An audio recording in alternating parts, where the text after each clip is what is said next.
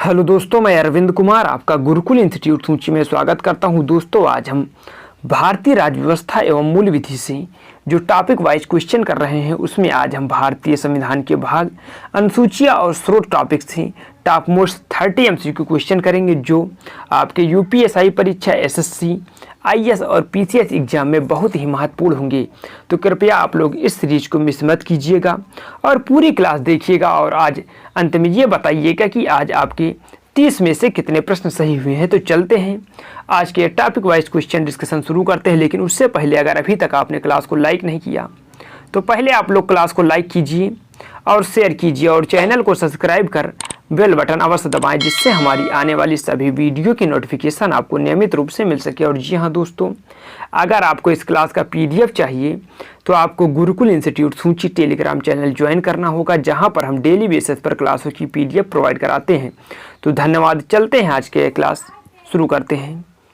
पहला प्रश्न आपसे कह रहा है, भारत को एक गणराज्य मुख्य रूप से इसलिए माना गया है क्योंकि। तो आपको बताना है कि भारत को एक गणराज्य मुख्य रूप से इसलिए माना गया है क्योंकि वहाँ पर क्या होता है, आप लोग बताइए। राज्य अध्यक्ष का चुनाव होता है, उसे 15 अगस्त 1947 को स्वतंत्रता मिली थी, उसका अपना लिखित संविधान है, उसकी सरकार संसदीय प्रणाली के अनुसार है। तो आप लोग बताइएगा, आप लोग ताबड़तोड़ तरीके से बताइएगा। ये जो हमारी सीरीज है इसमें हम आपको 15 मिनट में टॉप 30 MCQ क्वेश्चन कराने की कोशिश करेंगे। तो आप लोग आंसर बताइए इसका।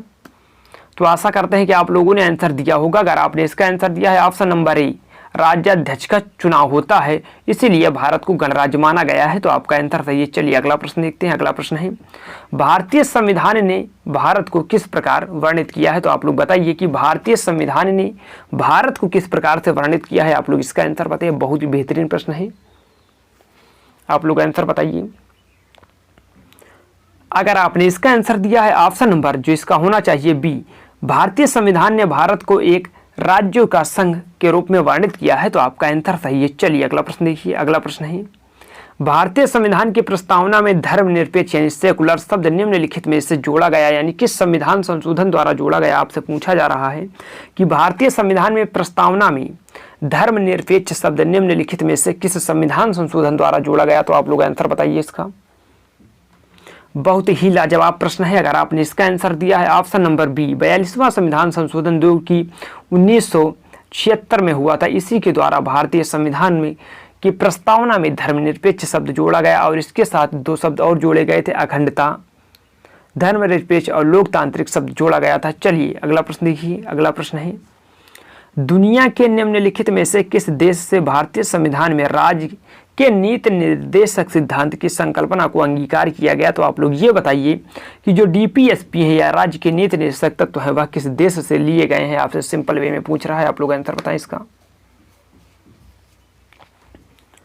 बहुत ही बेहतरीन तरीके से आप लोग आंसर दे रहे हैं। अगर आपने इसका आंसर दिया है ऑप्शन नंबर सी, आयरलैंड से राज्य के नीति निर्देशक सिद्धांत को स्वीकार किया गया है, तो आपका आंसर सही है। चलिए अगला प्रश्न देखते हैं। अगला प्रश्न है, भारत में राजनीतिक शक्ति, आपसे पूछा जा रहा है भारत में राजनीतिक शक्ति का स्रोत है, तो आप लोग ये बताइए कि भारत में राजनीतिक शक्ति का स्रोत कौन है। आप लोग आंसर बताने की कोशिश करें कि भारत में राजनीतिक शक्ति का स्रोत कौन है।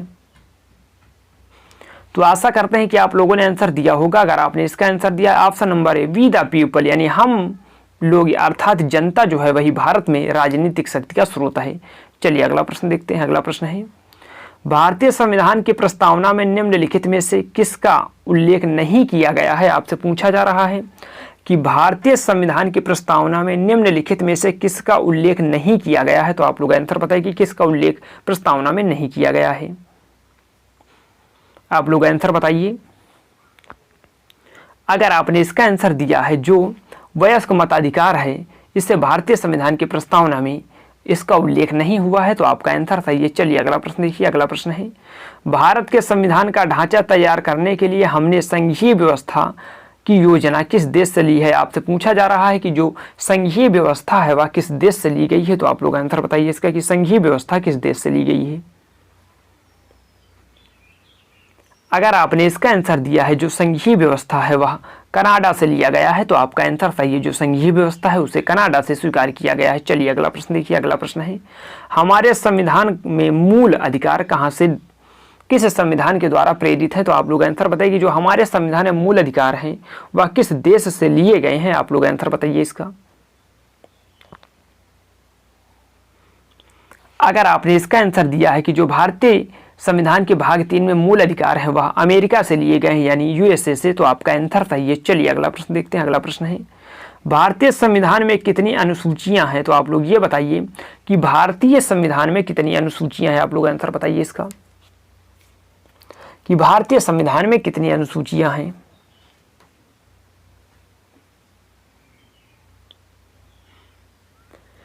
अगर आपने इसका आंसर दिया है कि भारतीय संविधान में जो अनुसूचियों की संख्या है वह 12 है, तो आपका आंसर सही है। चलिए अगला प्रश्न देखिए। अगला प्रश्न है, भारतीय संविधान की 8वीं अनुसूची में कितनी भाषाएं शामिल है? आपसे पूछा जा रहा है कि भारतीय संविधान की जो अनुसूची 8 है उसमें कितने प्रकार की भाषाओं को शामिल किया गया है? तो आप लोग आंसर बताइए इसका।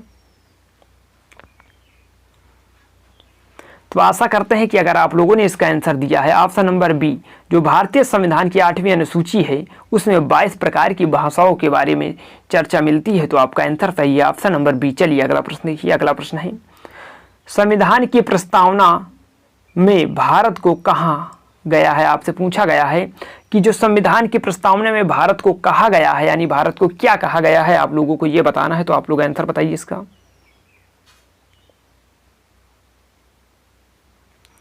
तो आशा करते हैं कि आप लोग इसे पहले पढ़िए, थोड़ा सा बड़ा प्रश्न है, फिर आप लोग आंसर बताइएगा। अगर आपने इसका आंसर दिया है option number D, sovereign, socialist, secular, democratic and Republic यानी सत्ताधारी, समाजवादी, धर्मनिरपेक्ष, लोकतांत्रिक गणराज्य आपको भारत को प्रस्तावना में कहा गया है, तो आपका आंसर सही है। चलिए अगला प्रश्न देखते हैं। अगला प्रश्न है, भारतीय संविधान में कितने अनुच्छेद हैं? आपसे पूछा जा रहा है कि भारतीय संविधान में कितने अनुच्छेद हैं, तो आप लोग आंसर बताइए इसका कि भारतीय संविधान में कितने अनुच्छेद हैं।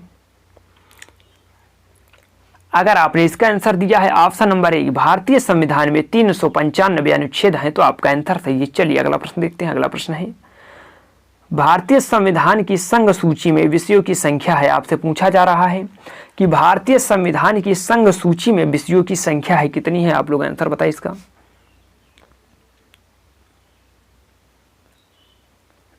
अगर आप लोगों ने इसका आंसर दिया है ऑप्शन नंबर जो इसका होना चाहिए वह सी होना चाहिए। भारतीय संविधान की जो संघ सूची है उसमें 99 विषय हैं, तो आपका आंसर सही है। चलिए अगला प्रश्न देखते हैं। अगला प्रश्न है, भारतीय संविधान के अनुच्छेद, आपसे पूछा जा रहा है कि भारतीय संविधान के अनुच्छेद में यह घोषणा की गई है कि इंडिया अर्थात भारत डैश है, तो क्या है? आप लोग आंसर बताइए कि इंडिया अर्थात भारत क्या है।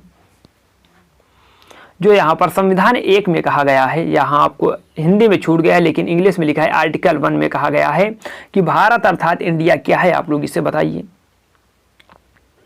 तो अगर आप इसका आंसर दे रहे हो ऑप्शन नंबर ए, भारत अर्थात इंडिया राज्यों का संघ है, तो आपका आंसर सही है। चलिए अगला प्रश्न देखते हैं। अगला प्रश्न है, सामाजिक न्याय का क्या अर्थ है? आपसे पूछा जा रहा है कि सामाजिक न्याय का क्या अर्थ है। आप लोग आंसर बताइए इसका कि सामाजिक न्याय का क्या अर्थ है। बहुत ही बेहतरीन प्रश्न है और आप लोग उतनी ही बेहतरीन तरीके से इसका आंसर बताइए। अगर आपने इसका आंसर दिया है ऑप्शन नंबर जो इसका होना चाहिए वह होना चाहिए सी, जाति, नस्ल, रंग और लिंग आधारित सभी प्रकार के भेदभाव को दूर होना चाहिए, इसी से संबंधित है सामाजिक न्याय। सामाजिक न्याय का यही अर्थ है कि जाति, नस्ल, रंग और लिंग आधारित सभी प्रकार का भेदभाव दूर होना चाहिए। चलिए अगला प्रश्न देखते हैं। अगला प्रश्न है, भारतीय संविधान के किस अनुच्छेद में डॉक्टर बी.आर. अम्बेडकर ने भारतीय संविधान का हृदय और आत्मा कहा है? तो आपसे पूछा जा रहा है कि बी.आर. अम्बेडकर ने किस संविधान के अनुच्छेद को भारतीय संविधान के हृदय और आत्मा कहा है? तो आप लोग आंसर बताइए इसका।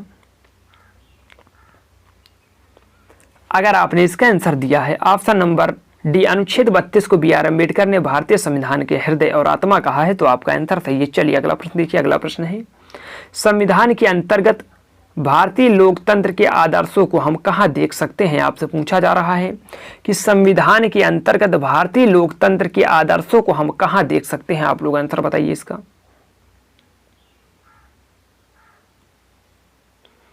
बहुत ही बेहतरीन प्रश्न है और आप लोग आंसर बताएं इसका। अगर आपने इसका आंसर दिया है ऑप्शन नंबर ए, कि भारतीय लोकतंत्र के जो आदर्श हैं उन्हें हम प्रस्तावना में देख सकते हैं, तो आपका आंसर सही है। चलिए अगला प्रश्न देखिए। अगला प्रश्न है, निम्न में से किसको धर्मनिरपेक्ष राज्य कहा जाएगा? आप लोग बताइएगा कि निम्न में से किसको धर्मनिरपेक्ष राज्य कहा जाएगा। आप लोग इसे पढ़िए फिर आंसर बताइएगा।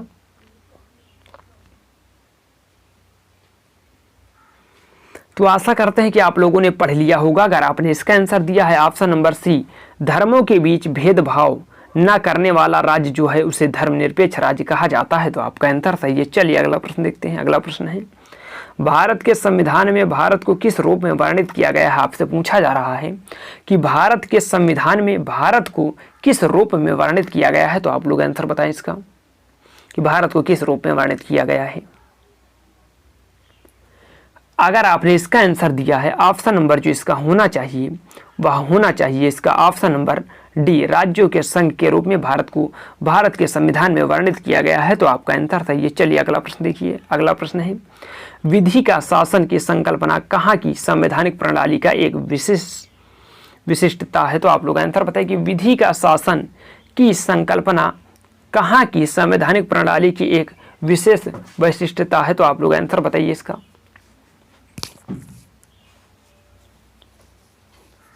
अगर आपने इसका आंसर दिया है ऑप्शन नंबर है जो विधि की शासन है वह ब्रिटेन की एक विशिष्टता है, तो आपका आंसर सही है। चलिए अगला प्रश्न देखते हैं। अगला प्रश्न है, आधारित लोकतंत्र किससे संबंधित है? आपसे पूछा जा रहा है कि आधारित लोकतंत्र किससे संबंधित है, तो आप लोग आंसर बताइए कि आधारित लोकतंत्र किससे संबंधित है।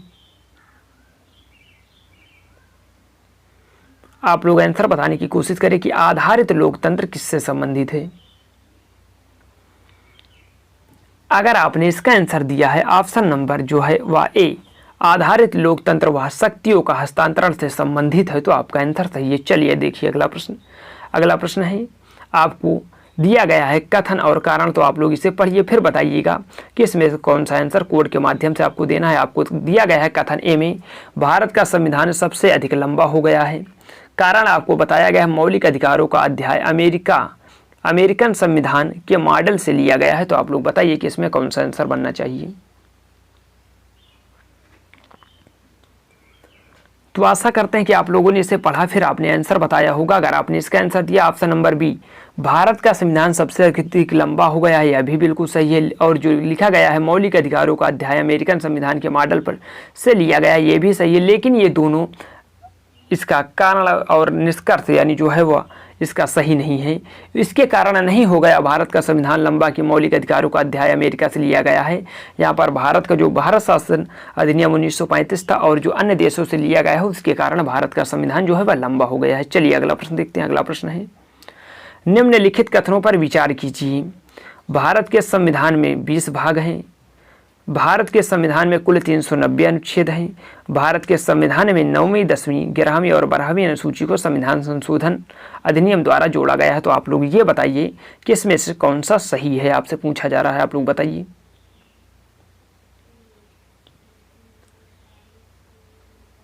अगर आपने इसका आंसर जो है वह दिया है ऑप्शन नंबर सी, इसमें जो केवल ऑप्शन नंबर सी सही है। भारत के संविधान में 9वीं, 10वीं, 11वीं और 12वीं अनुसूचियों को संविधान संशोधन अधिनियम द्वारा जोड़ा गया है, तो आपका आंसर सही है। चलिए अगला प्रश्न देखते हैं। अगला प्रश्न है, भारतीय संविधान की तृतीय अनुसूची में निम्न में से क्या उपबंधित है? आपसे पूछा जा रहा है, आप लोग इसे पढ़िए फिर कोड के माध्यम से आंसर बताइएगा कि भारतीय संविधान की तृतीय अनुसूची में क्या उपबंधित है। आप लोग आंसर बताइए किसका।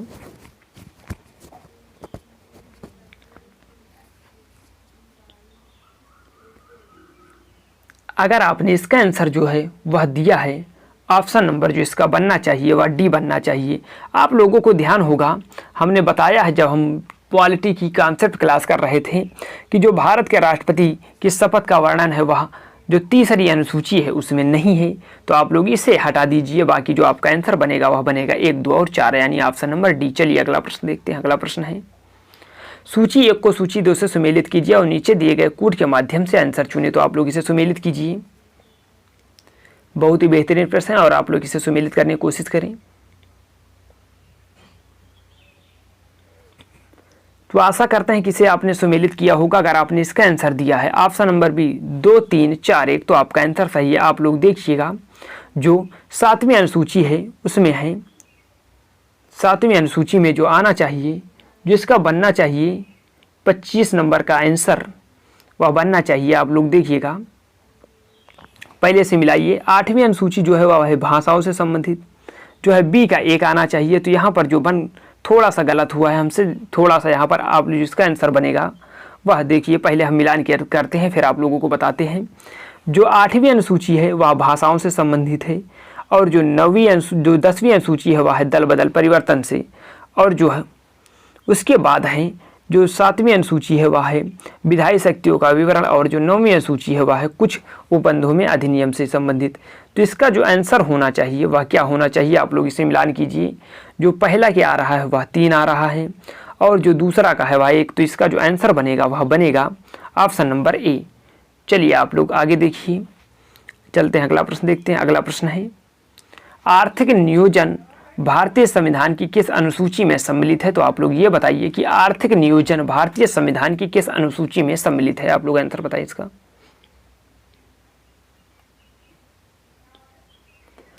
अगर आप लोगों ने इसका आंसर दिया है ऑप्शन नंबर सी, जो आर्थिक नियोजन है वह समवर्ती सूची का विषय है, तो आपका आंसर सही है। चलिए देखिए अगला प्रश्न। अगला प्रश्न है, सूची 1 को सूची 2 से सुमेलित कीजिए और नीचे दिए गए कूट के माध्यम से आंसर दीजिए। तो आप लोग बताइए कि कौन सा किससे संबंधित है।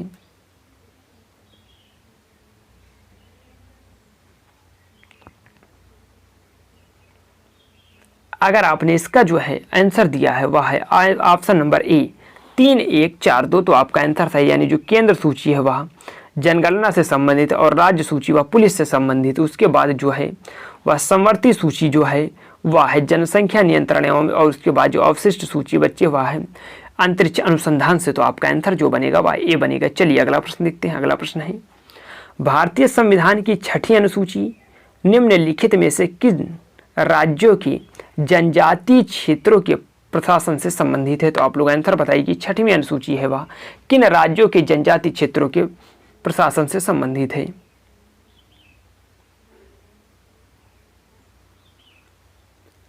अगर आपने जो इसका आंसर है वह दिया है ऑप्शन नंबर बी, इसमें 4 राज्य हैं, लेकिन जो आपको ऑप्शन में दिया गया है वह 3 राज्य दिया गया है, मेघालय, त्रिपुरा और मिजोरम। तो आपका आंसर सही, इसमें असम भी आता है। चलिए देखिए अगला प्रश्न। अगला प्रश्न है, भारत के संविधान में 5वीं अनुसूची और 6ठी अनुसूची के उपबंध निम्नलिखित में से किसके लिए किए गए हैं? तो आप लोग आंसर बताइए 6वीं अनुसूची और जो 5वीं अनुसूची उसमें किसके लिए उपबंध किए गए हैं? आप लोग आंसर बताइएगा। आप लोग इसे पढ़िए फिर आंसर बताइए। अगर आपने इसका आंसर दिया है ऑप्शन नंबर ए अनुसूचित जनजातियों के हितों के संरक्षण के लिए इसी से संबंधित 5वीं और 6वीं अनुसूची। चलिए अगला प्रश्न देखते हैं। अगला प्रश्न है और आज के अंतिम प्रश्न है, आपको फिर से सूची 1 को सूची 2 से सम्मिलित करना है। तो आप लोग इसे पहले कीजिए फिर हम आपको बताते हैं।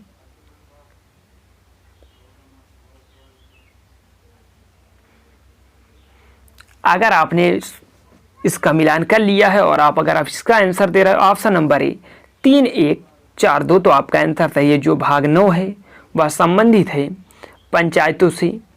उसके बाद जो भाग 13 है वह संबंधित है संघ क्षेत्र से। उसके बाद जो भाग 14 जो इसके बाद भाग 4A है वह संबंधित है मूल कर्तव्य से, और जो भाग 9A है वह संबंधित है नगर पालिका से। तो आपका आंसर जो बनेगा वह बनेगा ऑप्शन नंबर ए।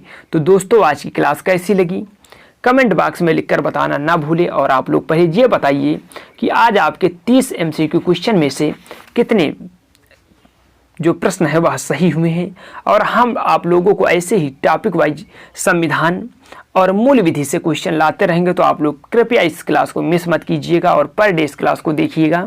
तो दोस्तों अगर आज की क्लास अच्छी लगी हो, अगर अभी तक आपने क्लास को लाइक नहीं किया तो पहले आप लोग क्लास को लाइक कीजिए और शेयर कीजिए, और चैनल को सब्सक्राइब कर बेल बटन अवश्य दबाएं, जिससे हमारी आने वाली सभी वीडियो के नोटिफिकेशन आपको नियमित रूप से मिल सके। और जी हाँ दोस्तों, अगर आपको इस क्लास का PDF चाहिए तो आपको गुरुकुल इंस्टीट्यूट सूंची टेलीग्राम चैनल ज्वाइन करना होगा, जहां पर हम डेली बेसिस पर क्लासों की PDF प्रोवाइड कराते हैं। तो धन्यवाद, मिलते हैं नेक्स्ट क्लास में।